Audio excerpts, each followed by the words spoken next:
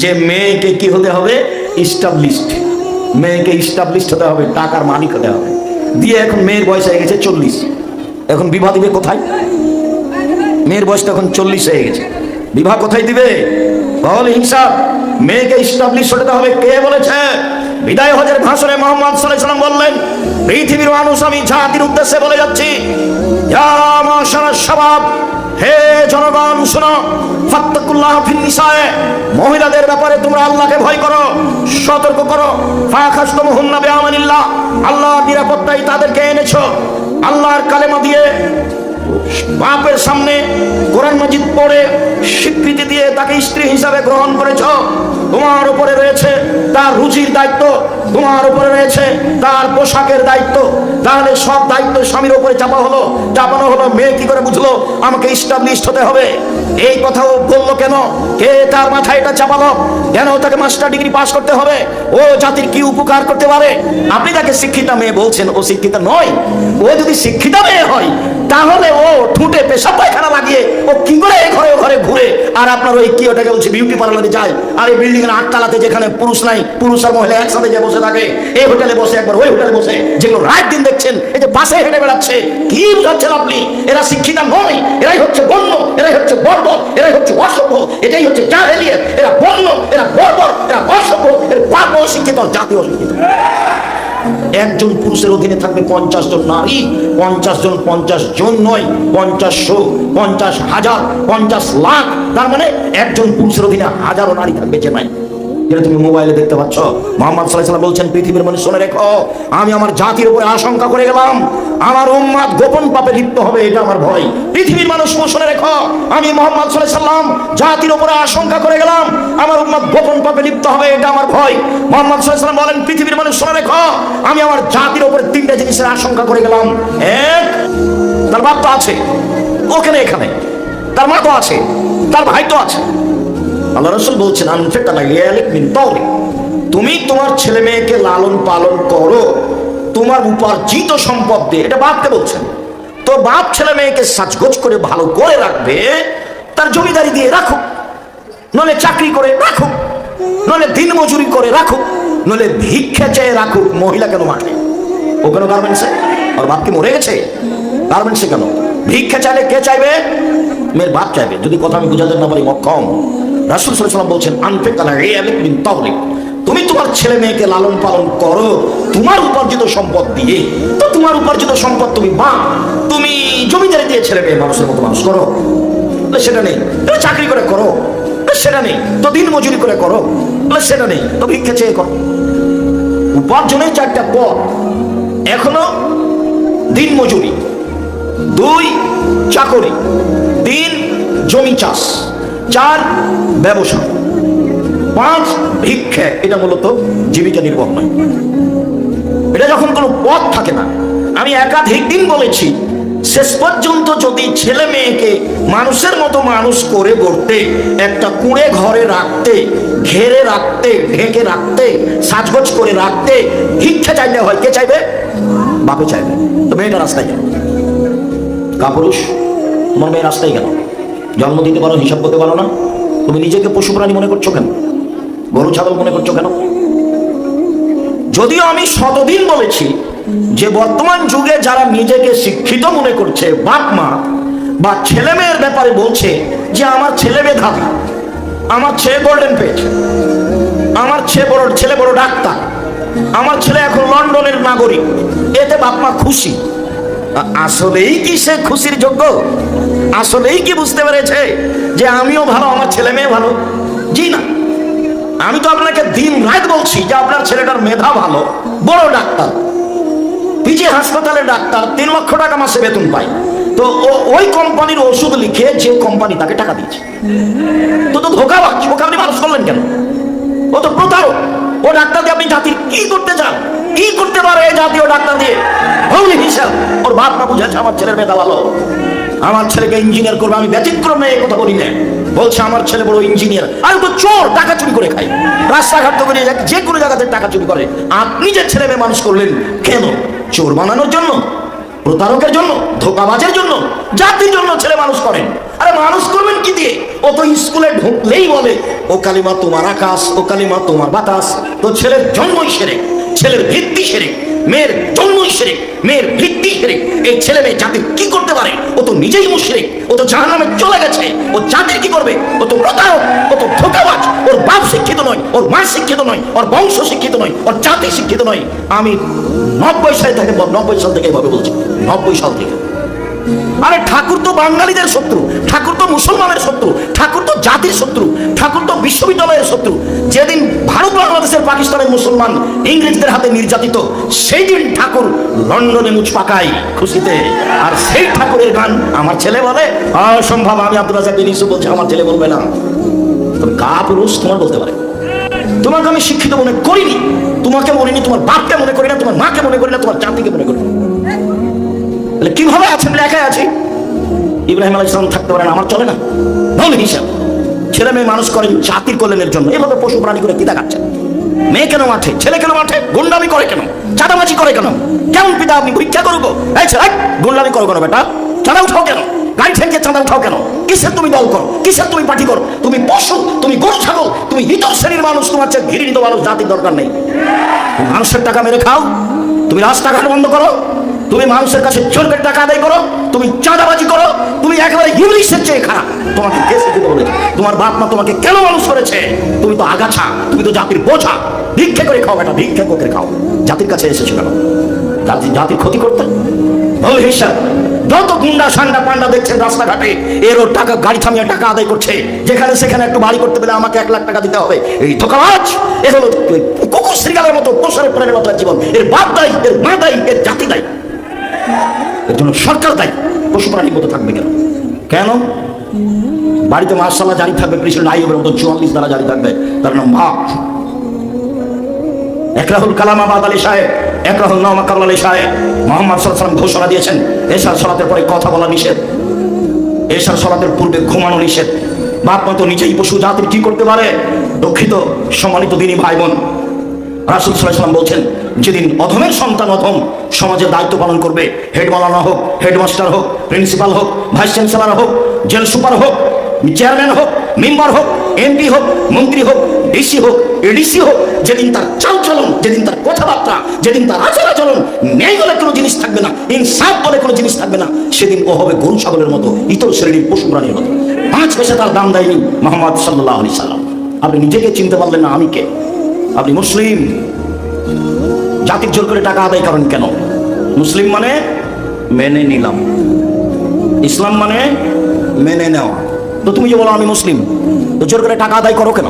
চাঁদাবাজি করো কেন? ভিক্ষা করে খাওয়া? আর ছেলে ভিক্ষা করে খাওয়া কেন? দিন মজুরি করে খাওয়া। আমি চকলেট বিক্রি করে খেতে বলিনি, আমি বলেছি চকলেট বিক্রি মানে সবচেয়ে কম পয়সার ব্যবসা। চকলেট বিক্রি মানে সবচেয়ে কম পয়সার ব্যবসা। সবচেয়ে কম পয়সার ব্যবসা করে জীবিকা নির্বাহ করতে রাজি আছি। মানুষকে মেরে জোর করে টাকা আদায় করে, মানুষের ব্যবসা বাণিজ্য বন্ধ করে, মানুষের রাস্তাঘাট বন্ধ করে, মানুষের প্রতি জুলুম করে, নির্যাতন করে আমি বেঁচে থাকতে রাজি নই। ধোঁকাবাজ, জুলুমবাজ। তোমার কারণে একটা লোক আমাকে বলছে দেশের যা অবস্থা, তাতে বিবাহ করলে আগে চাঁদা দিতে হবে। বিবাহ করলে আগে কি দিতে হবে? চাঁদা দিতে হবে। এই কথা কেন বলছে? এই কথা তোমার কারণে বলছে। তুমি তো আগাছা জাতির জন্য, তুমি তো জাতির জন্য বোঝা। সম্মানিত দিনী ভাই বোন, অবাক রাসূল সাল্লাল্লাহু আলাইহি ওয়াসাল্লাম বললেন যে মানুষ মারামারি করবে, ওয়ায়াকসুরুল হারাজ, মারামারি বেশি হয়ে যাবে, দাঙ্গামা হাঙ্গামা বেশি হয়ে যাবে। বলতে বলতে বলছেন যে মানুষ বাপকে মারবে। যেমন বলেছেন বাপকে মারবে, তেমন সাহাবীগণ বলছেন লাইসালাহুম উকুলুন, তাদের বিবেক বুদ্ধি থাকবে না। তারা কেন পিতাকে মারবে, কেন মাকে মারবে? তাদের বুদ্ধি বিবেক থাকবে না। এটা রাসূলের মুখের উপরে তাদের জিজ্ঞাসা। তখন আল্লাহ রাসূল বলেছেন না, না বিবেক থাকবে না। তুই যাও ওকুল আখেরি জামান, ওই সময় প্রায় মানুষের বিবেক তুলে নেওয়া হবে, মানুষই হবে গরু ছাগলের মতো। চাঁদা আদায় করাই তার জন্য ভালো কাজ, চুরি করাই তার জন্য ভালো কাজ, মানুষের কাজ বন্ধ করাই তার জন্য ভালো কাজ। যেটা আপনি দেখতে পাচ্ছেন, আমি যে কথা বলছি এটা আপনি নিজেই সাক্ষী। আপনার চোখে ঘটছে বা আপনি নিজেই করছেন। সম্মানিত দিনী ভাই বোন, আবু হুরায়রা রাদিয়াল্লাহু তাআলা আনহু বলেন রাসূল সাল্লাল্লাহু আলাইহি ওয়াসাল্লাম বলেছেন ইন্না মিন আসরাতিস সাআত আইরফাল ইলম, বিদ্যা উঠে যাবে। এখন যে পরিবেশ পরিস্থিতি দেখছেন বিদ্যা না থাকার কারণে, তো 20 বছর পূর্বে মিরপুরে যত শিক্ষিত ছিল এখন তার চেয়ে কম না বেশি? বেশি। তো আল্লাহ রসুলকে মিথ্যা কথা বলেছেন, নাউজুবিল্লাহি মিন যালিক। তার মানে আপনি যাকে শিক্ষিত বলছেন আল্লাহ রসুল তাকে শিক্ষিত বলেননি। আপনি যাকে শিক্ষিতা মেয়ে বলছেন ও শিক্ষিত নয়।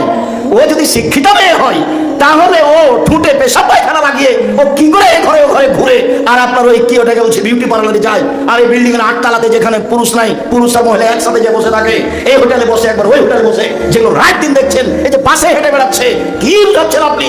এরা শিক্ষিতা নয়, এরাই হচ্ছে বন্য, এরাই হচ্ছে বর্বর, এরাই হচ্ছে অসভ্য, এটাই হচ্ছে জাহেলিয়ত। এরা বন্য, এরা বর্বর, এরা অসভ্য, এরা পাপ অশিক্ষিত, জাতীয় অশিক্ষিত। বলে রাস্তাঘাটে এমন কেন? এই ছেলে, দিন রাত তুমি দেখছো জবাব দিতে হবে তোমাকে। তুমি নিজেকে শিক্ষিত মনে শিক্ষিত বলে মনে করছো, তোমার বোনকে তুমি শিক্ষিত বলছো, আমি বলিনি। তোমার বাপ তোমার বোনকে শিক্ষিত বলছে। শিক্ষিতা কাকে বলে? রাসূল সাল্লাল্লাহু আলাইহি ওয়াসাল্লাম বলছেন কে যদি 2টা মেয়ের লালন পালন করে, আমি মুহাম্মদ সাল্লাল্লাহু আলাইহি ওয়াসাল্লাম আর সেই বাপ জান্নাতে একসাথে থাকবো। 2টা মেয়ের লালন পালন মানে, 2টা মেয়ের লালন পালন মানে কি?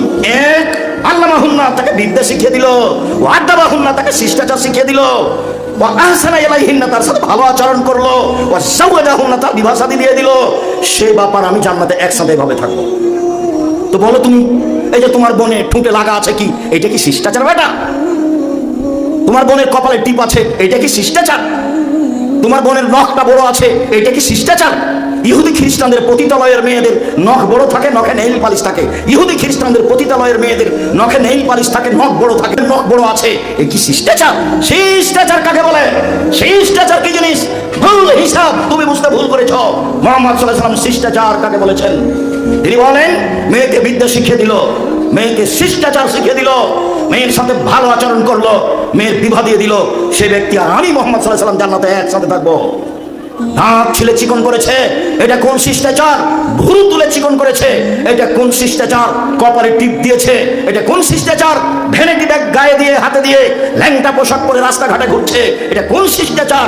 আল্লাহ রাসূল বলছেন 3 শ্রেণীর মানুষ জান্নাতে যাবে না, 3 শ্রেণীর মানুষ জান্নাতে যাবে না। একবার বলছেন কখনো যাবে না। তার এক শ্রেণীর মানুষ হচ্ছে রাজলাতু মিনান নিসায়ে, পুরুষের বেশধারী নারী, যারা পুরুষের জুতা স্যান্ডেল পরে, যারা পুরুষের শার্ট প্যান্ট পরে, যারা পুরুষের পোশাক পরে, তারা জান্নাতে যাবে না। এটা কি শিষ্টাচার?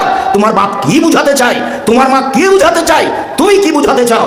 শুনুন, মুহাম্মদ সাল্লাল্লাহু আলাইহি ওয়াসাল্লাম বলছেন সেই বাপ আর আমি জান্নাতে একসাথে থাকবো। এভাবে কে সে? কে সে? যে মেয়েকে বিদ্যা শিখিয়ে দিল। তো তোমার বোন বিদ্যা শিখে ল্যাংটা হয়ে ঘুরে বেড়াচ্ছে, এটাই কি বিদ্যা? একই বিদ্যা বলে? ও তো নিজের কল্যাণ নিজেই জানে না। এই ছেলে, রাসূল সাল্লাল্লাহু আলাইহি ওয়াসাল্লাম বলছেন আল্লাহুম্মা ইন্নী আউযু বিকা মিন ইলমিন লা ইয়ানফা, আমি ওই বিদ্যা চাই না যে বিদ্যা উপকার করে না। তোমার কাছে বাঁচতে চাচ্ছি ওই বিদ্যা হতে যে বিদ্যা উপকার করে না। তোমার কাছে বাঁচতে চাচ্ছি সেই বিদ্যা হতে যে বিদ্যা উপকার করে না। আমিন কালবিন লা ইয়াখশা, ওই অন্তর তোমার কাছে চাই না যে অন্তর তোমাকে ভয় করে না। ওই অন্তর তোমার কাছে চাই না যে অন্তর তোমাকে ভয় করে না। আর নাফসুন লা তাসবা, ওই আত্মা চায় না যে আত্মা তৃপ্তি লাভ করে না। ওই আত্মা তোমার কাছে চায় না যে আত্মা তৃপ্তি লাভ করে না। আমিন দাওয়াতুল লা ইস্তাজাবু লাহা, ওই দোয়া করতে চায় না যে দোয়া কবুল হয় না। ওই দোয়া করতে চায় না যে দোয়া কবুল হয় না। বলো তোমার বোনের বিদ্যা তাকে উপকারিত করেছে কিনা? পশু প্রাণীর মতো ঘুরছে, বন্ধুর সাথে ঘুরছে, দুলা ভাইয়ের সাথে ঘুরছে, বলো তার বিদ্যা তাকে উপকৃত করেছে? তাহলে সেটা বিদ্যা নয়। হয়তো তুমি ভুল বুঝেছ। তুমি যাকে বিদ্যা বলেছে সেটা নয়, তোমার পিতা যাকে বিদ্যা বলেছে সেটা বিদ্যা নয়। ছেলে মেয়ে মানুষ করতে হবে জাতির কল্যাণের জন্য। জাতিকে পাপী করে, জাতিকে জাহান্নামে ঠেলে দিয়ে মনে করবা তুমি আমি শিক্ষিত মানুষ, মনে করবে তোমার বোন আমি শিক্ষিতা মহিলা। ভুল হিসাব। ইন্নামা ইয়াতাযাক্কারু উলুল আলবাব, শিক্ষিত মানুষের উপদেশ গ্রহণ করে, দিন রাত জেনা করে, রাস্তাঘাটে ঘুরে, আস্কার মাস্কার পরে, এইভাবে নখ বড় করে, ভ্যানিটি ব্যাগ ঘাড়ে দিয়ে, ল্যাংটা হয়ে চলে, পুরুষের পোশাক পরে চলে, নিজেকে শিক্ষিতা দেখাচ্ছে। রাসূল সাল্লাল্লাহু আলাইহি ওয়াসাল্লাম এটা বলেননি। আমি মুসলিম মানে মেনে নিয়েছি, আমি মুসলিম চির রণবীর, মরণকে করি না ভয়। মরলে শহীদ, বাঁচলে গাজী, উভয়ই সমান। মরাও যতটুকু, বাঁচাও ততটুকু। মরলেও জান্নাত, বাঁচলেও জান্নাত, তার নাম মুসলিম। আমি মুসলিম চির রণবীর। ঠাকুরের গান গেয়ে মুসলিম থাকা যায় না। ঠাকুরের গান গেয়ে মুসলিম থাকা যায় না। 12টা 1টা পর্যন্ত তোমার বোন ল্যাংটা হয়ে বাজারে ঘুরে, তারপরে তোমার বোন শিক্ষিতা, সে একজন মুসলিম মহিলা। ভুল হিসাব, সে নিজেকেই চিনে না মুসলিম কাকে বলে, নিজেকেই চিনে না। ওকে হিন্দুর মেয়ে, ওকে ইহুদির মেয়ে, ওকে খ্রিস্টানের মেয়ে, ওকে আগুন পূজকের মেয়ে। ওকে তো জিজ্ঞাসা করলে বলবে তোমার বাপের নাম কি? তখন বলবে আমার বাপের নাম আহমদ। তোমার নাম কি? আমার নাম আয়েশা। ছি ছি, তুমি আয়েশা বলবে কেন? এই মেয়ে, তুমি আয়েশা বলবে কেন? কাকে আয়েশা বলে? আয়েশাকে তুমি চিনো? আয়েশা কে? কে তুমি চিনো? আয়েশাকে। আল্লাহর নবী বলছেন, আয়েশা এই যে জিবরাইল তোমাকে সালাম দিল। তখন আয়েশা বলছেন, ওয়া আলাইকা ওয়া আলাইহিস সালাম ওয়া রাহমাতুল্লাহি ওয়া বারাকাতুহু।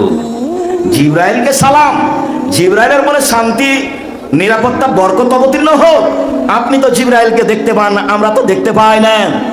আপনি তো জিবরাইলকে দেখতে পান, আমরা তো দেখতে পাই না। এক বিছানায় তিনজন, জিবরাইল, মুহাম্মদ সাল্লাল্লাহু আলাইহি ওয়াসাল্লাম, আয়েশা। এক খাটে তিনজন, জিবরাইল, মুহাম্মদ সাল্লাল্লাহু আলাইহি ওয়াসাল্লাম, আয়েশা। ইনি হলেন আয়েশা। নামটা কেন তোমার আয়েশা? এক মিনিট। আয়েশা রাদিয়াল্লাহু তাআলা আনহা বলেন, আমার স্বামীর কবর হলো আমার ঘরে। বলতে পারেন আয়েশার স্বামীর নাম কি? আয়েশার স্বামীর নাম আপনারা জানেন? আয়েশা রাদিয়াল্লাহু তাআলা আনহার স্বামীর নাম হচ্ছে মুহাম্মদ সাল্লাল্লাহু আলাইহি সাল্লাম। আমাদের নবী হচ্ছে না আয়েশা রাদিয়াল্লাহু তাআলা আনহার স্বামী। তা আয়েশা রাদিয়াল্লাহু তাআলা আনহা বলেন, আমার ঘরে হলো আমার স্বামীর কবর। তো আমি অত পর্দা করি না, এটা আমার স্বামীর কবর, মাথায় কাপড় না দিয়ে একটু এলোমেলো ভাবে যাই। কয়েকদিন পরে সেখানে হলো আমার আব্বার কবর। তখন আমি বলি, এটা আমার স্বামীর কবর, এটা আমার আব্বার কবর। তখন আমি সতর্ক হয়ে যাই না, এমনিতে যাই। কয়েকদিন পরে সেখানে কবর হলো উমারের। তখন আমি মাথায় কাপড় দিয়ে স্পষ্ট করে যাই, এখানে একজন বেগানা, অপরিচিত বেগানা পুরুষ আছে, যার সামনে আমাকে পর্দা করতে হবে। আয়েশা কবরকে লজ্জা করে। বলো, তোমার নাম কেন আয়েশা? এই মেয়ে, তোমার নাম কেন আয়েশা? আয়েশা কবরকে লজ্জা করে। আবার বলি, আয়েশা রাদিয়াল্লাহু তাআলা আনহার ঘরে কার কবর হলো? মুহাম্মদ সাল্লাল্লাহু আলাইহি ওয়াসাল্লাম। কয়দিন পরে সেখানে কার কবর হলো? আবু বকর সিদ্দিক রাদিয়াল্লাহু তাআলা। তখনও তিনি কবরকে লজ্জা করেন না, পর্দাও করেন না। কয়দিন পরে সেখানে কার কবর হলো? অর্ধ পৃথিবীর খলিফা, কুশাগর, বুদ্ধিজীবী, রাজনীতিবিদ ওমর, যার নামটা পৃথিবীর কোনো মানুষ নিতে ভয় পাইতো, আর শয়তান ইবলিস রাস্তা ছেড়ে দিত। আল্লাহ রাসূল বলছেন, ওমর তোমার এত ঈমান, ওই শয়তান পালাচ্ছে তোমাকে দেখে, শয়তান পালাচ্ছে। অথচ ওমর ভিন্ন পদার্থের আর শয়তান ভিন্ন পদার্থের। শয়তানকে উনি একটা থাপড় মারতে পারবেন, এরকম ক্ষমতা ওমরের নেই। ওমর রাদিয়াল্লাহু তাআলা এরকম কোনো ক্ষমতা রাখেন না, কিন্তু তার ঈমানি দাপট এত বেশি যে তার ঈমানি দাপটে শয়তান রাস্তা ছেড়ে দেয়। এই কথা মুহাম্মদ সাল্লাল্লাহু আলাইহি ওয়াসাল্লাম বলছেন। এই অর্ধ পৃথিবীর খলিফা, কুশাগরের বুদ্ধিজীবী, রাজনীতিবিদ ওমর, যার ঈমানের দাপটে শয়তান পালিয়ে যায়, তার কবরটা হলো। তখন আয়েশা বলছেন, আমি কবরকে লজ্জা করি। তুমি নিজেকে আয়েশার নাম রেখেছো কেন? তোমার বাপ ভুল করেছে, তোমার মা ভুল করেছে। ভুল করেনি, ঠিক করেছে। তুমি ভুল বুঝেছো, তোমার মা ভুল বুঝেছে। তোমার মা মেয়ে মানুষ করতে পারেনি। মেয়েকে কিভাবে মানুষ করতে হবে এটা তোমার মায়ের জানা নাই। শুনুন সম্মানিত দিনী ভাই বোন, জিজ্ঞাসা করা হলো তোমার বোনকে, তোমার বোনের নাম কি? বলো, আমার নাম খাদিজা। তখন তোমার বোন প্যান্ট পরে আছে, গায়ে পুরুষের পোশাক আছে, ঠোঁটটাতে কি যেন আপনার ওই বানরের মতো কি যেন লাগানো আছে, তারপরে ভুল করে চিকন করা আছে, তারপরে ল্যাংটা গায়ে পোশাক আছে, তারপরে একটা ভ্যানিটি ব্যাগ আছে, তারপরে অশোভনীয় জুতা স্যান্ডেল আছে পরনে। কি বোঝাতে চাচ্ছ? আমি আব্দুর রাজ্জাক বিন ইউসুফ। তোমাকে দেখে হিসাব করে কথা বলতে হবে। এরকম দিন আমার একদিন জীবনে পার হয়নি। তোমার যদি জানা না থাকে তাহলে তুমি জেনে রাখো, আমি আব্দুর রাজ্জাক বিন ইউসুফ। জাতির সামনে কোনোদিন আমাকে মাথা নত করা লাগেনি। আমি বলেছি ঠাকুরের গান চলবে না, একবারে সে কাল থেকে বলে আসছি। ঠাকুরকে বলেছি ওর বাবার আকাশ, ওর বাপের জমি। আমি বলবো কেন? আরে তুমি বলো। আমি বলবো কেন? আমি বলি না, আমার ছেলে বলে না, আমার মেয়ে বলে না। আমি প্রাণ করে চেষ্টা করি পরিবারকে রক্ষা করা। আপনি কি বুঝাতে চান? এই ছেলে তোমার বোনের নাম খাদিজা কেন? দেখবা খাদিজা কাকে বলে? এক মিনিট এদিকে দেখ। জিবরাইল আলাইহিস সালাম আমাদের নবীর কাছে আসলেন। জিবরাইল আমাদের নবীর কাছে এসে বলছেন, ওই যে খাদিজা, ওই যে খাদিজা আসছে। শোনেন মুহাম্মদ সাল্লাল্লাহু আলাইহি সাল্লাম, ওই যে খাদিজা আসছে, তার হাতে একটা বাটি আছে, সেই বাটিতে খাদ্য আছে, তরকারি আছে। জিবরাইল বলছেন আমাদের নবীকে, জিবরাইল এই ছেলে প্রস্তুতি নাও, কথা যেন ছুটে না যায়। জিবরাইল বলছেন আমাদের নবীকে, ওই যে খাদিজা, ওর হাতে একটা বাটি আছে, বাটিতে তরকারি আছে, খাদ্য আছে। আপনার কাছে যখন আসবে তখন মুহাম্মদ সাল্লাল্লাহু আলাইহি সাল্লাম আপনি বলবেন, খাদিজা আল্লাহ তোমাকে সালাম দিয়েছে। খাদিজা জিবরাইল তোমাকে সালাম দিয়েছে। খাদিজা তোমার জন্য জান্নাতে একটা ঘর তৈরি করা হয়েছে, হীরা মুক্তা মাণিক্য দিয়ে, যেখানে হইচই নেই, যেখানে কষ্ট ক্লেশ নেই।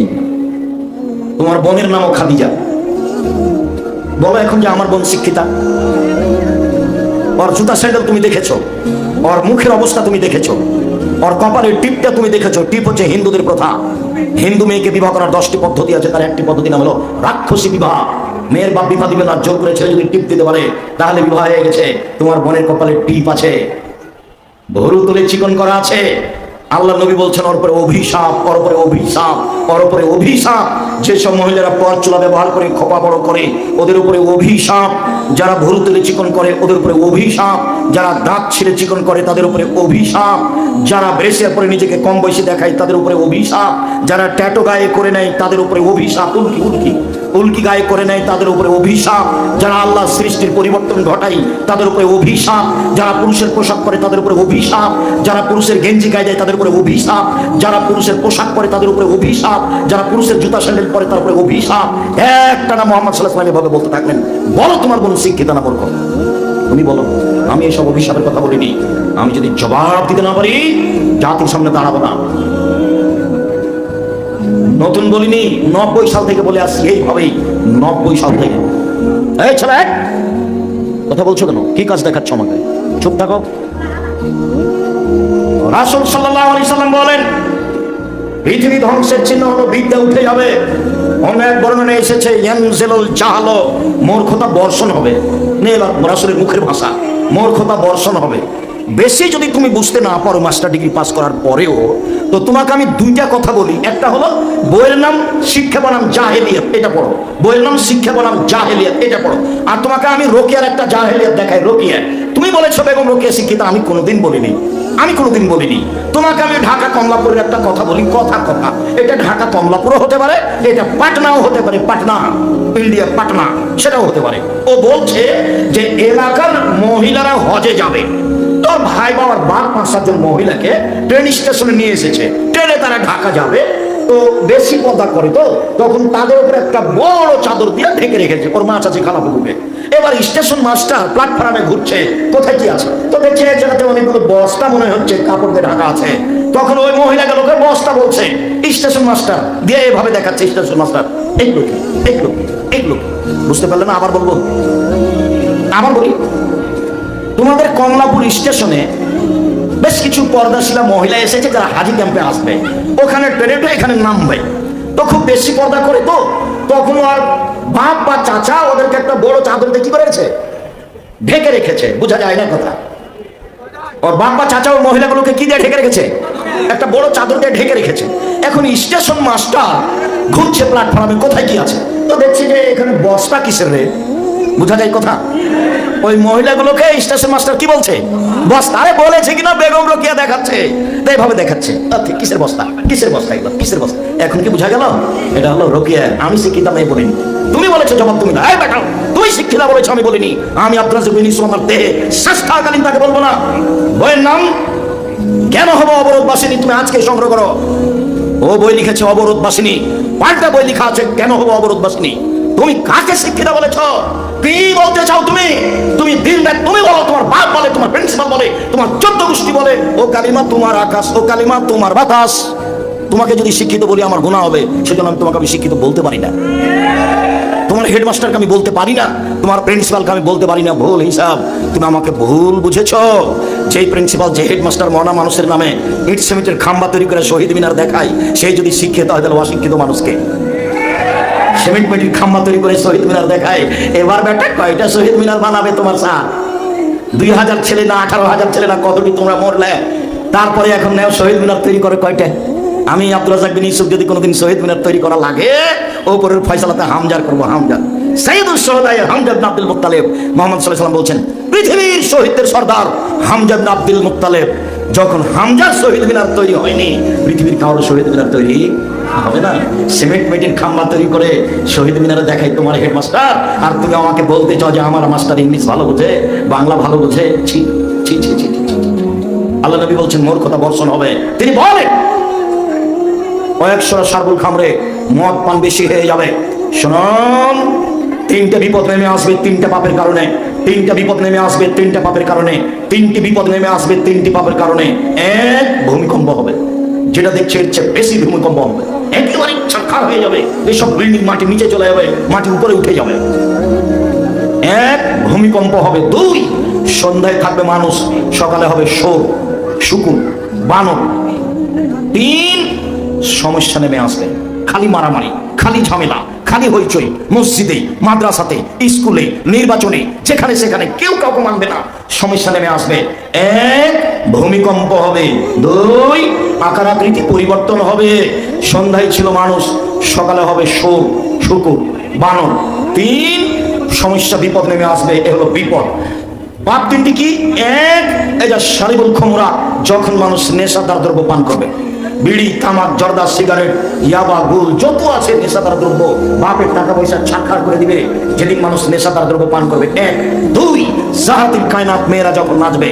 সব মোবাইলে মেয়ে নাচে, সব দোকানে মেয়ে নাচে, সব ঘরে মেয়ে নাচে। ভূমিকম্প যা হয়েছে, কয়দিন পরে আরো কি হবে আল্লাহই ভালো জানে। সব মোবাইলে মেয়ে নাচে। মোবাইল তো তোমাকে পাগল বানিয়েছে। তুমি একবারে সন্ধ্যা রাতে ল্যাংটা মেয়ে দেখা শুরু করো, দেখতে দেখতে দেখতে ফজরের আজান হয়ে গেছে। এই ছেলে, তুমি এই ঘরে ল্যাংটা মেয়ে দেখছো, ওই ঘরে তোমার বোন দেখে, ওই ঘরে তোমার বাপ দেখে, এই ঘরে তোমার মা দেখে। গোটা বাড়িটা হচ্ছে জেনার বন্যা। কিসের বন্যা? জেনার বন্যা। আল্লাহ রাসূল বলছেন, আইনানের তাজনিনা জেনা হুম নাজর। দুই চোখের জেনা হচ্ছে চোখ দিয়ে দেখা, অলজনানের জেনা হুম ইস্তেমা। দুই কানের জেনা হচ্ছে কান দিয়ে শোনা, ওলিয়াদ জেনা হাল বাদস। হাতের জেনা হচ্ছে হাত দিয়ে ধরা, আর রিজল জেনা হাল মাশি। পায়ের জেনা হচ্ছে পা দিয়ে চলা। জেনাল কালকা তামান্না তাশতাহি। অন্তরের জেনা হচ্ছে পরিকল্পনা করা। জেনাল লিসানান উতকা। জিহ্বার জেনা হচ্ছে কথা বলা। দিন রাত তুমি জেনা গল্প করো মোবাইলে। কত করো বোকা ছেলে, শত মহিলার সাথে তোমার জেনার সম্পর্ক। মনে রেখো, তোমার যেমন শত ছেলের সাথে জেনার সম্পর্ক, ওই মেয়েরও শত ছেলের সাথে জেনার সম্পর্ক। রাসূল সাল্লাল্লাহু আলাইহি ওয়াসাল্লাম বলছেন, পৃথিবীর মানুষ শুনে রেখো, ও একশোরা জেনা বেশি হয়ে যাবে। আল্লাহ রাসূল বলছেন, এটা হারা জন্য তাহার জাল হেমারে। গাধা যেমন গাভীর সাথে মিলে লজ্জা জানে না, ষাঁড় যেমন গাভীর সাথে মিলে লজ্জা জানে না, মানুষ তেমন খোলা মাঠে জেনা করবে লজ্জা বুঝবে না। এটা মুহাম্মদ সাল্লাল্লাহু আলাইহি ওয়াসাল্লামের মুখের ভাষা। ও একশোরা জেনা বেশি হয়ে যাবে। ওই কাল রেজাল, পুরুষ কমে যাবে। ও একশোরা নিসা, মহিলা বেশি হয়ে যাবে। হাত্তা এখন আলে খামসিনা এমরাল লিল কাইমিল ওয়াহিদ। একজন পুরুষের অধীনে থাকবে 50 জন নারী। 50 জন 50 জন নয়, 50,000, 50,000, 50 লাখ। তার মানে একজন পুরুষের অধীনে হাজারো নারী থাকবে। যে নাই, যেটা তুমি মোবাইলে দেখতে পাচ্ছ।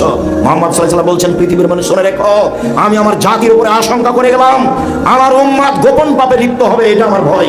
পৃথিবীর মানুষ শুনে রেখো, আমি মুহাম্মদ সাল্লাল্লাহু আলাইহি ওয়াসাল্লাম জাতির উপরে আশঙ্কা করে গেলাম, আমার উম্মত গোপন পাপে লিপ্ত হবে। এটা আমার ভয়।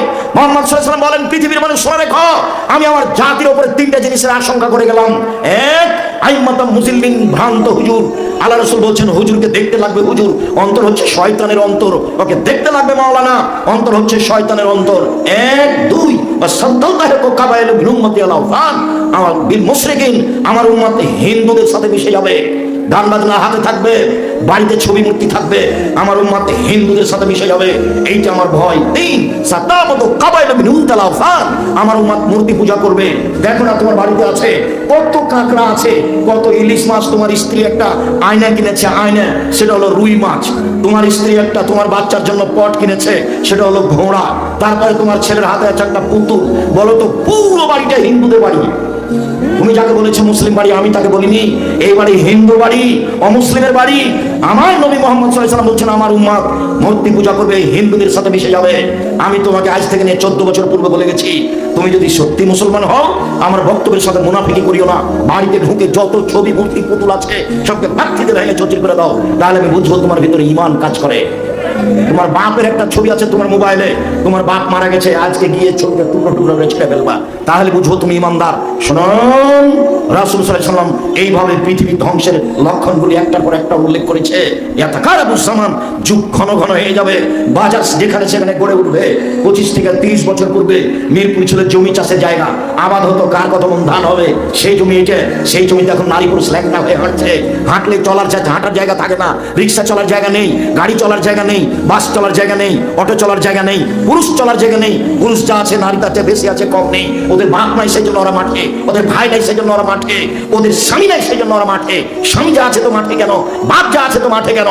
রাসূল সাল্লাল্লাহু আলাইহি ওয়াসাল্লাম বলছেন, পৃথিবীর মানুষ সেই বাপ আমার সাথে থাকবে যে বাপ মেয়েকে বিদ্যা শিখালো, যে বাপ মেয়েকে শিষ্টাচার শিখালো, যে বাপ মেয়ের সাথে সদাচরণ করলো, যে বাপ মেয়ের বিবাহ শাদী দিয়ে দিল, সে বাপ আমার সাথে জান্নাতে থাকবেন।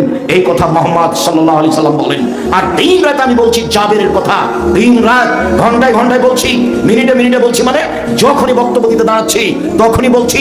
জাবের রাদিয়াল্লাহু তাআলা আনহু বলেন, আমরা সফর থেকে আসছিলাম, মদিনায় ঢুকবো, আল্লাহ নবী বলেন, এই থামো, সব এখানে থামো, সকালে মদিনায় ঢুকবো। আমি জাবের বললাম, আল্লাহর নবী আমি নতুন বিবাহ করেছি, আমাকে বাড়ি যেতে অনুমতি দেন। আল্লাহর নবী বললেন, তুমি নতুন বিবাহ করেছো? কুমারী মেয়ে বিবাহ করেছো না তালাক প্রাপ্ত মেয়ে বিবাহ করেছো? আমি বললাম তালাক প্রাপ্ত মেয়ে বিবাহ করেছি। আল্লাহর নবী আমাকে বললেন, তুমি কুমারী মেয়ে বিবাহ কেন করলে না? তুমি তার সাথে খেলতে, তোমার সাথে খেলতো। যাক, এই অংশ থাক। এখন জাবের রাদিয়াল্লাহু আনহু বলছেন, আল্লাহর নবী আমার আব্বা উহুদের যুদ্ধে শহীদ হয়েছেন, 9 জন মেয়ে রেখে আমার 9 জন বোন আছে।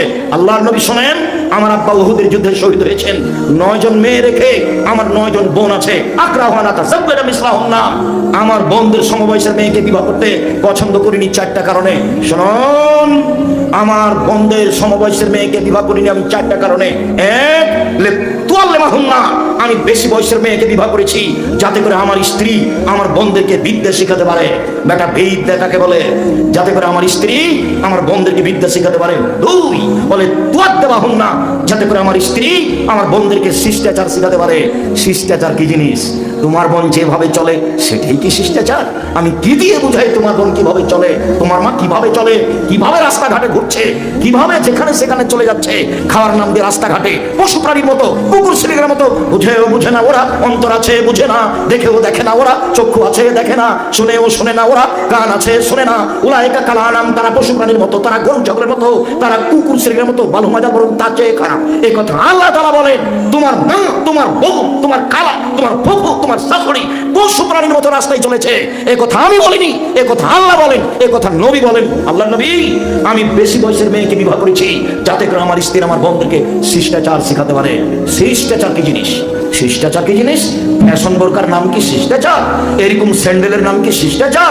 এরকম জুতার নাম কি শিষ্টাচার? তোমার বাপ দোকানে বসে আছে মাথায় টুপি দিয়ে, ল্যাংটা মেয়ে নাচছে, বসে হ্যাঁ করে হাসছে আর দেখছে, এটাই কি শিষ্টাচার? শিষ্টাচার কাকে বলে? আমি বেশি বয়সের মেয়েকে বিবাহ করেছি যাতে করে আমার স্ত্রী আমার বোনদেরকে শিষ্টাচার শেখাতে পারে। 3, বলে তুরাজ্জালাহুন্না, যাতে করে আমার স্ত্রী আমার বোনদেরকে সাজগোজ করে, চিরনি করে, পরিপাটি করে রাখতে পারে। তোমার মা যেভাবে তোমার বোনকে রেখেছে এটাই কি পরিপাটি? এটাই কি শিষ্টাচার? 4, বলে তাকুম আলাইহিন্না, যাতে করে আমার স্ত্রী আমার বোনদেরকে পাহারা দিতে পারে। আমি দুঃখিত, জাতিকে বুঝাতে পারলাম না, মা মানে পাহারাদার। তাই আমি নিরুপায় হয়ে তোমাকে বলেছি তোমার মাকে খালা বলে ডাকিও। আমি শেষ পর্যন্ত নিরুপায় কি বলেছি? তোমার মাকে কি বলে ডাকতে বলেছি? কেন তোমার মাকে আমি মা বলতে বলিনি, কি বলতে বলেছি? খালা। আর তোমার বাপকে চাচা বলতে বলেছি, নাহলে খালু। যদি তাই হয় তাহলে তোমার বাপ জবাব দিবে, নইলে আমি ভুল বুঝছি, তুমি বুঝো। জাবের বলছেন, আমি বেশি বয়সের মেয়েকে বিবাহ করেছি, তালাক প্রাপ্ত মেয়ে বিবাহ করেছি, 40 বছরের মেয়েকে বিবাহ করেছি, বিবাহ হয়েছিল ছেড়ে দিয়ে চকে বিবাহ করেছি আমার বোনদেরকে লালন পালনের জন্য। 1, বিদ্যা, 2, শিষ্টাচার, 3, পরিপাটি, 4, পাহারা। আমার স্ত্রী আমার বোনদেরকে পাহারা দিবে। বলো পাহারাদার তোমার মা কি পাহারা দিল? তোমার মায়ের কথা তোমার ভালো মনে আছে, তোমার মায়ের পোশাক তোমার ভালো মনে আছে, তোমার খালার পোশাক তোমার ভালো মনে আছে, তোমার চাচির পোশাক তোমার ভালো মনে আছে। বুঝেও বুঝে না ওরা, অন্তর আছে বুঝে না, দেখেও দেখে না ওরা, চক্ষু আছে দেখে না, শুনেও শোনে না ওরা, কান আছে শোনে না। উলাইকা কালানাম, তারা পশু প্রাণীর মতো, তারা গরু ছাগলের মতো, তারা কুকুর ছেলের মতো। সম্মানিত দিনী ভাই বোন, রাসূল সাল্লাল্লাহু আলাইহি ওয়াসাল্লাম বলেন, পৃথিবীর মানুষ মান কানাত লাহু ওয়ালিদা, কারো যদি একটা কাজের মেয়ে থাকে, এবার আল্লাহ রাসূল নিচে নেমে গেলেন, একটা উঁচু স্থান থেকে নিচে নেমে গেলেন। আরে শোনো, মেয়ে তো দূরের কথা, যদি কাজের মেয়ে থাকে, কাজের মেয়ে, আল্লামাহুন্না, তাকে যদি বিদ্যা শিখিয়ে দেয়, ও আদাবাহুন্না, তাকে যদি শিষ্টাচার শিখিয়ে দেয়, ফালাহু আজরান, সেই মালিকের ডবল নেকি হবে। কাজের মেয়েকে শিখিয়ে দিয়েছে। কাজের মেয়েকে 1 নম্বরে কি শিখিয়ে দিল? বিদ্যা। 2 নম্বরে কি? শিষ্টাচার। তখন সেই মালিক কয় নেকি পেল? ডবল নেকি। আমি কি দিয়ে বুঝাই? হাদিস তো বুখারী মুসলিম। রাসূল সাল্লাল্লাহু আলাইহি ওয়াসাল্লাম বলেন, মান ওয়ালাদাহু ওয়ালাদুন, কারো যদি ছেলে মেয়ে জন্ম নেয়, ও পিতে ছেলে মেয়ে জন্ম নিয়েছে, বাপ তো খুশি। মেয়ে জন্ম নিলে মনটা ভারী হয়, ভারী হওয়াই স্বাভাবিক। কয়েকদিন পরে আরেকজনের সাথে ঘুরে বেড়াবে, যে কয়েকদিন পরে যে আরেকজনের সাথে ঘুরে বেড়াবে, ছবি উঠে বেড়াবে, মনটা ভারী হয় স্বাভাবিক। আল্লাহর নবী বলছেন, কারো যদি ছেলে মেয়ে জন্ম নেই, ফাল ইহসান ইসমাহু, বাপ একটা সুন্দর নাম রাখবে। নাম সুন্দর 2টা, একটা হলো আল্লাহর গুণবাচক নাম, আর একটা হলো নবীদের নাম। তো তোমার বাপ লম্বা করে 3-4টা নাম শেষে কি জানে বললো, পীর সাহেবের মতো বলতে বলতে বলতে শেষে বলছে কি, পীরে কেবলা দিয়ে কি যেন বললো, আওলাদের আসল অমুক। আচ্ছা, 1500 বছর পরে আওলাদের আসল এটা বলতে পারবে মানুষ? আওলাদের আসল হলো কি করে পীর সাহেব? বংশসূত্র কিভাবে টিকলো তা শুনুন। রাসূল সাল্লাল্লাহু আলাইহি সাল্লাম বলেন, ছেলে মেয়ে জন্ম নিলে পিতাকে সুন্দর নাম রাখতে হবে। 3-4টা শব্দ দিয়ে শেষ পর্যন্ত বললেন হিরোইন, শেষ পর্যন্ত বললেন হীরা, শেষ পর্যন্ত গিয়ে বললেন হিরো। কি যে নাম রাখলেন! আসলেই কি আপনি শিক্ষিত মানুষ? আসলেই কি আমি ভুল বুঝছি না আপনি ভুল বুঝছেন? সুন্দর নাম দুইটা, এক নবীগণের নাম, দুই আল্লাহর গুণবাচক নাম। গুণবাচক নাম কি? আব্দুল্লাহ, আব্দুর রহমান, আব্দুল জব্বার, আব্দুল সাত্তার, আব্দুল রাজ্জাক, আব্দুল হামিদ, আব্দুল সবুর। এগুলো হলো গুণবাচক নাম। সবাই পাবেন 99টা নাম দেওয়া আছে। সুন্দর নাম রাখা দিল। আদাবাহু, সুন্দর শিষ্টাচার শিখিয়ে দিল। কি দিয়ে আপনাকে আমি বুঝাই, একটা হাদিসও নেই শিষ্টাচার ছাড়া। ইসলামী শিষ্টাচার ভিন্ন। দেখো, ইসলামের আসার আগে এই দেশে ছিল জাহেলিয়াত, বন্যতা, বর্বরতা, অসভ্যতা। এই ছেলে, তোমার বুঝে কি বাম হাতে চা খাওয়াটা কি? এটা কেমন শিষ্টাচার? এটা হলো শয়তানের শিষ্টাচার, ইবলিসের। তো তুমি দেখো চায়ের স্টলে গিয়ে বাম হাতে চা খাচ্ছে। বাম হাতে খায় কে? শয়তান। তো কি শয়তান বাম হাতে খাচ্ছে কেন? ও ঢঙি হয়ে গেছে বাম হাত। ও এখন আর মানুষ হয়ে নেই, কখনো কখনো পশু হয়ে গেছে, কখনো কখনো শয়তান হয়ে গেছে। শয়তানের এটা হচ্ছে সফলতা। একটু পরে আমি বলছি। সম্মানিত দিনী ভাই বোন, তারপরে তিনি বললেন, ফাইজা বালাগা, ছেলে মেয়ে যখন বড় হয়ে যাবে, ফালি জব্বে জোহ, তার বিবাহ দিয়ে দিতে হবে।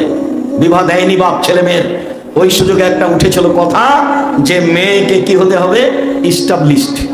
মেয়েকে ইস্টাবলিশড হতে হবে, টাকার মালিক হতে হবে। দিয়ে এখন মেয়ের বয়স হয়ে গেছে 40। এখন বিবাহ দিবে কোথায়? মেয়ের বয়স তখন 40 হয়ে গেছে, বিবাহ কোথায় দিবে? বল হিংসা। মেয়েকে ইস্টাবলিশ হতে হবে। কে বলেছে? বিদায় হজের ভাষণে মুহাম্মদ সাল্লাল্লাহু আলাইহি ওয়াসাল্লাম বললেন, পৃথিবীর মানুষ আমি জাতির উদ্দেশ্যে বলে যাচ্ছি, হে জনগণ শোনো, ফাত্তাকুল্লাহ ফিন নিসায়ে, মহিলাদের ব্যাপারে তোমরা আল্লাহকে ভয় করো, সতর্ক করো। ফাখাজতুমুহুন্না বিআমানিল্লাহ, আল্লাহর নিরাপত্তায় তাদেরকে এনেছো। আল্লাহর কালেমা দিয়ে বাপের সামনে কোরআন মাজিদ পড়ে স্বীকৃতি দিয়ে তাকে স্ত্রী হিসাবে গ্রহণ করেছ। তোমার উপরে রয়েছে তার রুচির দায়িত্ব, তোমার উপরে রয়েছে তার পোশাকের দায়িত্ব।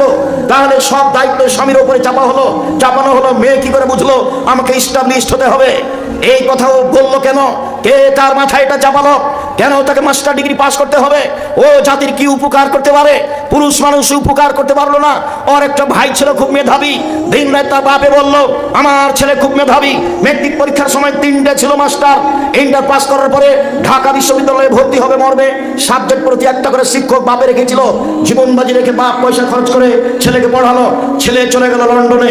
এখন ইহুদি খ্রিস্টান তো তাকে বড় চাকরি দেবে না, ওইটা গোলাম, তাকে বড় চাকরি দিবে কেন?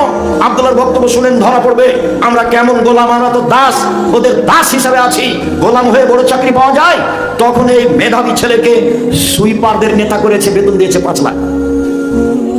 তখন চিন্তা করলো, যাকে সুইপারের নেতা হলে কি হবে, টাকা তো 5 লাখ। আমি যদি বড় ডাক্তার হয়ে পিজা হাসপাতালে ডাক্তারি করি, বেতন হলো 3 লাখ। তাহলে এখন তো ভালো পয়েন্টেই আছে। তারপরে বাপে বলে এর সামনে, ছেলে আমার এখন নাগরিক হয়েছে, ছেলে আমার লন্ডনের নাগরিক হয়েছে। বাপও খুশি, মাও খুশি। কেন? আমেরিকার নাগরিক, লন্ডনের নাগরিক। এখন ছেলে আগে আগে হাঁটছে না, বাপ আমার আগে আগে হাঁটছে, আমি পিছে পিছে হাঁটছি। এবার ছেলে বাড়ি থেকে বের হয়ে আসছে, ফজরের সালাতের পরের ঘটনা। ছেলে বলছে গুড মর্নিং। এখন বাপে বলল গুড মর্নিং, আমি এখন কি করতে পারি বলো তো? আমিও আছি পিছনে, আমার আগে আগে বাপ আছে। ছেলে বের হয়ে বললো এটা। এখন আমি খেতে বসে বলছি, আমি কি বলি? আসলে ধর্ম বিক্রি, আদর্শ বিক্রি করতে লন্ডনে আসেনি, টাকা ইনকাম করতে এসেছে। এই ছেলে, কয়েক কোটি গুড মর্নিং এক পাল্লাই দাও, আর আসসালামু আলাইকুম এক পাল্লাই দাও, দেখো তো কোনটা ভারী হয়। তোমার বিবেকে কি বলে? ধরে নিলাম তোমার বিবেক পশু প্রাণীর মতোই। আব্দুর রাজ্জাক সাহেব, এত ছোট করে বলছেন কেন? আমি তোমাকে খাটো করতে চাইনি, আমি দুঃখিত। তুমি আমার কাছের মানুষ, তোমার বাপ আমার কাছের মানুষ, আমি দুঃখে কথা বলছি। তোমার আব্বা তোমাকে এইভাবে মানুষ করলো কেন, এটা আমার দুঃখ। তোমার বাপকে আর তোমাকে দেখে আমার 2টা কথা মনে পড়ে। একটা হলো চাঁপাইনবাবগঞ্জের ভাষা। তুমি যখন 5 লাখ টাকা বেতনের সুইপারদের দায়িত্ব পেয়েছো, তখন তুমি খুশি হয়েছো। তোমার বাপ বারবার বলছে আমার ছেলে লন্ডনের নাগরিক, আমেরিকার নাগরিক, আমি আর কি বলতে পারি? তখন আমি দুঃখে অন্তরটা ভরে আমি বলছি যে চাঁপাইনবাবগঞ্জের ভাষাতে তোমাদের বাপ বেটা হলো আমও গেল, ছালাও গেল, কাঁদতে কাঁদতে 2 চোখ গেল। আর কবির ভাষাতে তোমাদের বাপ বেটার অবস্থা হলো, বাবু বলছে মাঝি চাঁদ কেন বাড়ে কমে রে? আমি কি তার বলতে পারি? হ্যাঁ দেখি তোর জীবন চারা নাই মিছে। মাঝি এই বলতে পারিস আমি কি আর সেগুলো জানি? দেখি তোর জীবন আটা নাই মিছে। মাঝি এগুলো জানিস আমি কি সেসব জানি? দেখি তোর জীবন 12 নাই মিছে। এই পর্যন্ত যেতেই বাতাস উঠেছে, নৌকা হিলে উঠেছে। মাঝি বলছে বাবু সাঁতার জানো বাবু?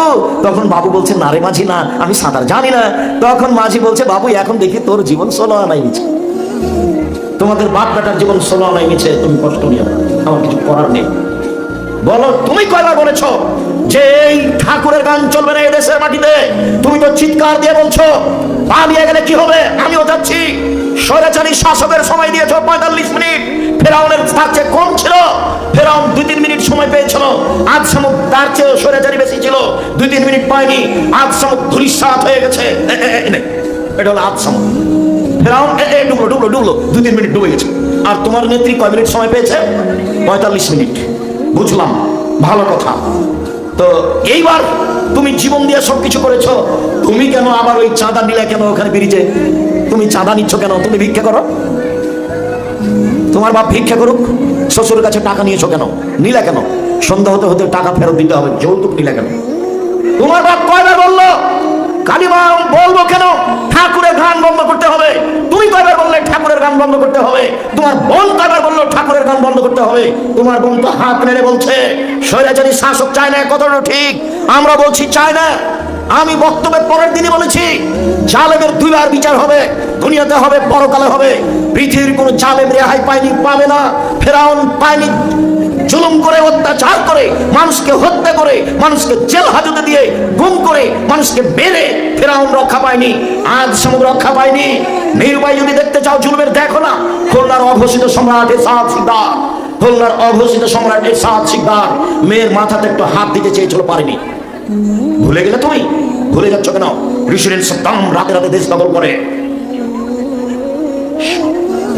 জজের সামনে কথা বলার সুযোগ পায়নি, রাতে রাতে দেশ দখল করে, জুলুমবাজি করে, ক্ষমতা দেখিয়ে, তারপর দেখিয়ে চাঁদাবাজি করে, জাতিকে অপমান করে, মানুষের টাকা পয়সা লুটতরাজ করে, রাহাজানি করে, অন্যায় করে, অবিচার করে, পড়ার নামে জাতির কাছে ভারী হয়েও না, ভিক্ষা করে খাও। আব্দুল রাজ্জাক সাহেব নিচের ভাষাটা বলছেন কেন?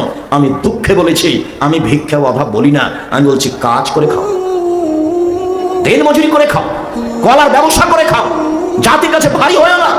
কেন তুমি চাঁদা আদায় করতে গেলে? এই কাজ করলে তোমাকে চাঁদা দিতে হবে কেন? ধোঁকাবাজ বাপ বেটা মিলে চাঁদাবাজি করো, জাতির কল্যাণ চাও, স্বৈরাচারী শাসককে তাড়িয়ে আবার মানুষের কাছ থেকে জোর করে টাকা আদায় করো। কে বলেছে তুমি মানুষ? আমি আব্দুল রাজ্জাক বিন ইউসুফ বলি না, আমি তোমাকে হিত শ্রেণীর মানুষ মনে করি, তোমাকে আমি নিম্ন শ্রেণীর মানুষ মনে করি, তোমাকে আমি পশু প্রাণীর মতো মনে করি, গরু ছাগলের মতো মনে করি, কুকুর স্ত্রীর মতো মনে করি। যা আল্লাহ তাআলা বলেছেন, যা মুহাম্মদ সাল্লাল্লাহু আলাইহি ওয়াসাল্লাম বলেছেন, জাতির উপরে ভারী হয়ো না, ব্যবসা বাণিজ্য করো, ছোট হোক বড় হোক। আল্লাহর নবী বলছেন সত্যবাদী ব্যবসায়ীরা নবীর সাথে থাকবে। রাসূল সাল্লাল্লাহু আলাইহি ওয়াসাল্লাম বলছেন সত্যবাদী ব্যবসায়ীরা নবীর সাথে জান্নাতে থাকবে। ওই লোকটা কোটি কোটি টাকার ব্যবসা করে, আমি 100 টাকার ব্যবসা করি। আমি 100 টাকার চীনাবাদাম কিনেছি, সারাদিন বিক্রি করি, আমি একটা ব্যবসা করি। কথা আমি আপনাকে বুঝাতে পারিনি।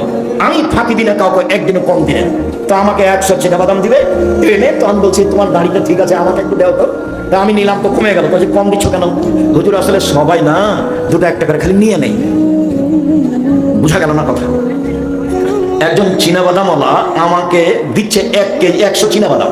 তবে দেখি তোমার দাড়িটা আমি একটু ধরি, ওর নিজে নিজে ধরে আমাকে দিচ্ছে। তো আমার ধারণা কাজ করছে যে কম দিচ্ছে, তা আমাকে একটু দেও তো দেখি, আমি ধরি ওর দাড়ি পাল্লাটা। এবার আমি ধরেছি, তো দেখলাম যে কমে গেল, মানে আরো 3-4টা বাদাম লাগবে। তখন আমি বলছি কম দিচ্ছ কেন? তখন ও তোমার কথা বললো। কি বললো?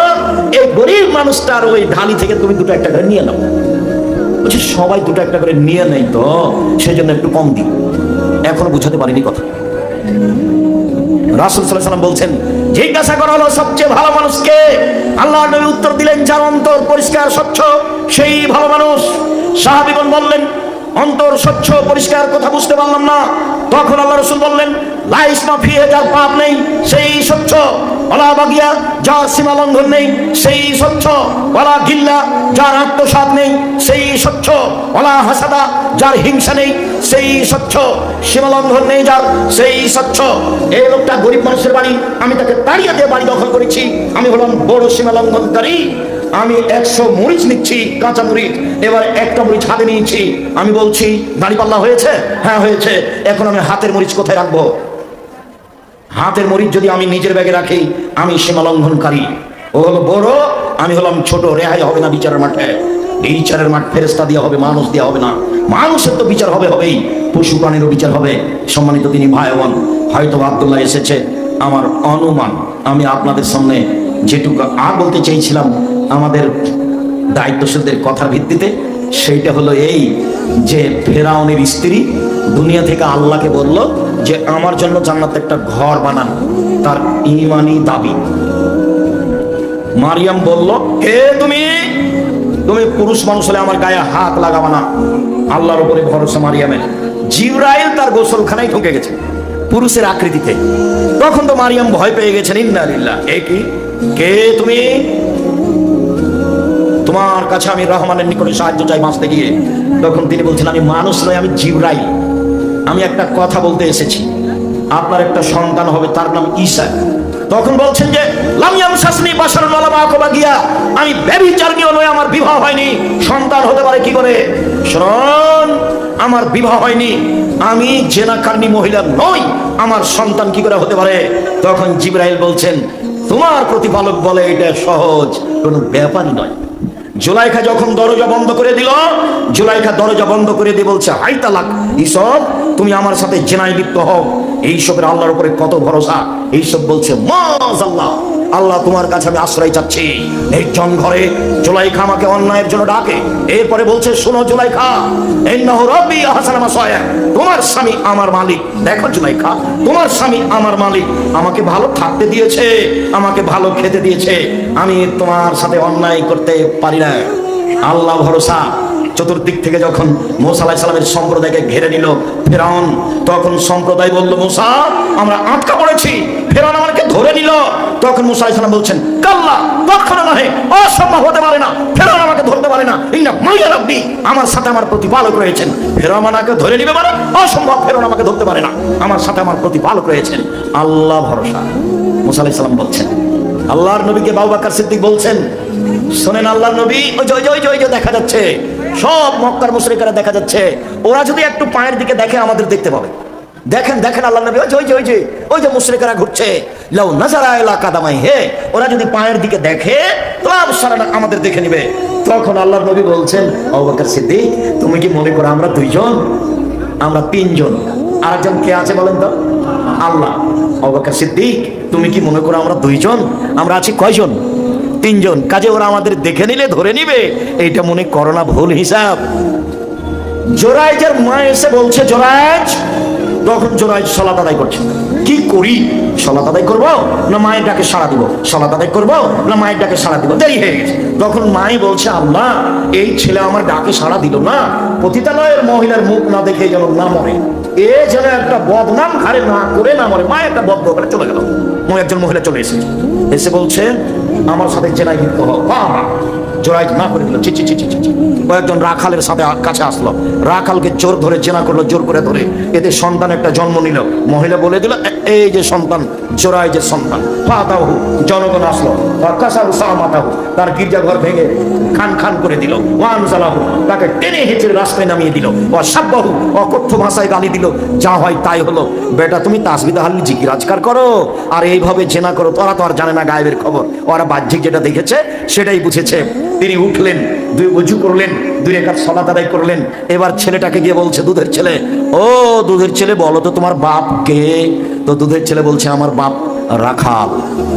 আমার বাপকে রাখাল। হয়েছে মহিলা রাখালের সাথে অন্যায় করে ছেলেটা জন্ম নিল। তখন গ্রামবাসী বলছে, জোরাইজ, তোমার গির্জাঘর স্বর্ণ দিয়ে বানিয়ে দিব। আমার গির্জাঘর স্বর্ণ দিয়ে বানাতে হবে না, মাটির ছিল, যাহাই ছিল তাহাই করিতে হইবে, স্বর্ণ দিয়ে নয়। আল্লাহ ভরসা। এইবার ইব্রাহিম আলাইহিস সালাম তার স্ত্রীকে রক্ষা করতে পারলেন না। সারা, তোমাকে স্বৈরাচারী শাসক ডেকেছে। সারা স্বৈরাচারী শাসকের ঘরে ঢুকলেন। ঢুকতেই শাসক দাঁড়িয়েছে, শাসক তার গায়ে হাত লাগাবে। সারা বলছেন, এই থামেন, আগে ওযু হবে, 2 রাকাত সালাত হবে, তারপরে কোনো কথা। এখন ওযু করে এই ছেলে, আমাকে আপনাদের ভালোবাসাকে আমি কবুল করি, গ্রহণ করি, দেখতে পান আর না পান দয়া করে কথা বলিয়েন না। ধৈর্যের পরিচয় নাহলে এটা খুলে দাও তোমরা। এই ছেলেটা এটা খুলে দাও, পারো কিনা দেখো। একটু পরে আব্দুল্লাহ আসবে, পরিবেশটা আরো কেমন হবে, খুলে দাও। তো এখন তিনি 2 রাকাত সালাত আদায় করে আল্লাহকে বলছেন, আমি তোমাকে বিশ্বাস করি, তোমার নবী ইব্রাহিমকে নবী বলে বিশ্বাস করি। আমার জিন্দেগিতে আমি কোনোদিন আমার লজ্জার স্থান কোন পুরুষকে ব্যবহার করতে দিনি আমার স্বামী ছাড়া। এই কথা যদি সত্য হয়ে থাকে তাহলে এই স্বৈরাচারী শাসক যেন আমার গায়ে হাত লাগাতে না পারে। বলা শেষে অজ্ঞান হয়ে গেছে। তার নাম আল্লাহ ভরসা।